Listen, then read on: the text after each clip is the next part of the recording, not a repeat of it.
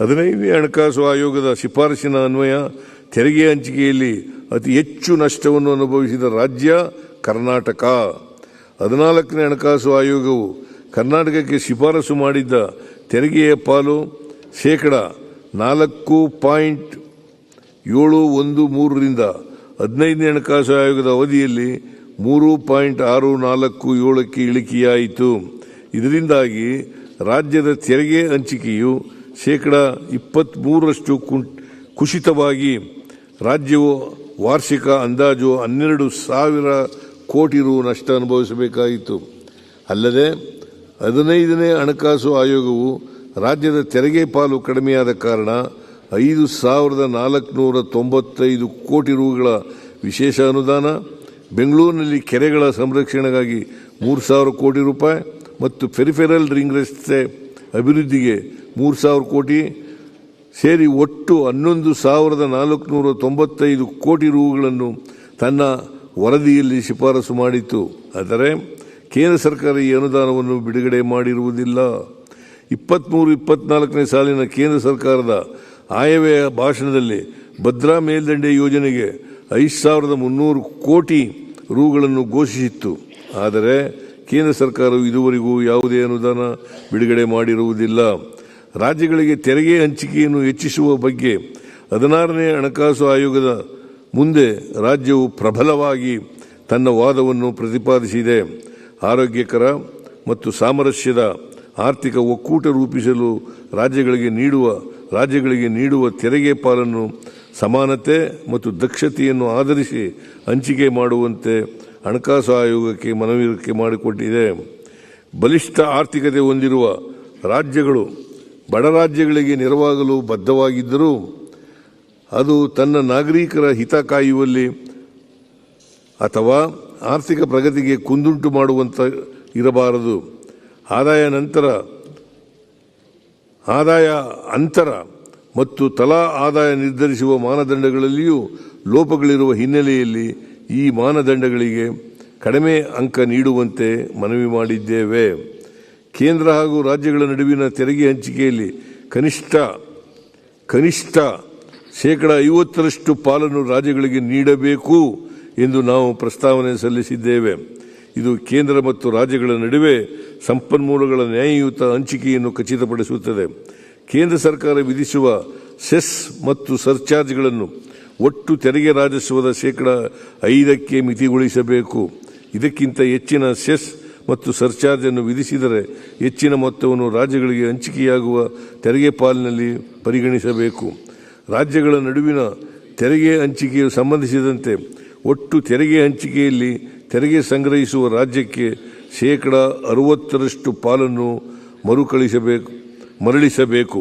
ಆದ್ದರಿಂದ ಹಂಚಿಕೆಯಾಗುವ ತೆರಿಗೆಯಲ್ಲಿ ಇತರ ರಾಜ್ಯಗಳ ಪಾಲನ್ನು %40ಕ್ಕೆ ಮಿತಿಗೊಳಿಸಬೇಕು ಎಂದು ನಾವು 16ನೇ ಹಣಕಾಸು ಆಯೋಗಕ್ಕೆ ಒತ್ತಾಯ ಮಾಡಿದ್ದೇವೆ.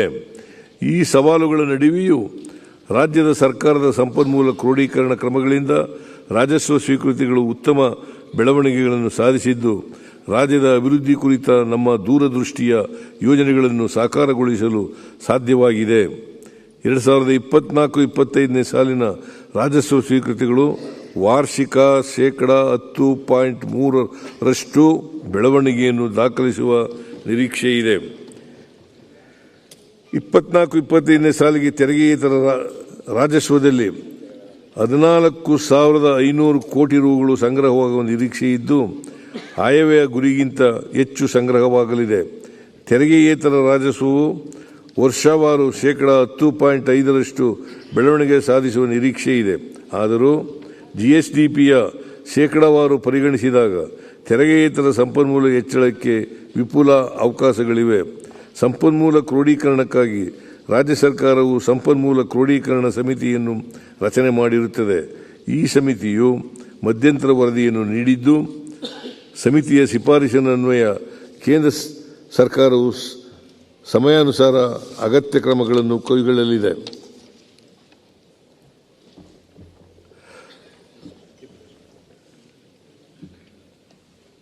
ಪ್ರಸಕ್ತ ಹಣಕಾಸು ವರ್ಷದಲ್ಲಿ ಗ್ಯಾರಂಟಿ ಯೋಜನೆಗಳಿಗಾಗಿ 51,034 ಕೋಟಿ ರೂಪಾಯಿ ಒದಗಿಸಲಾಗಿದೆ.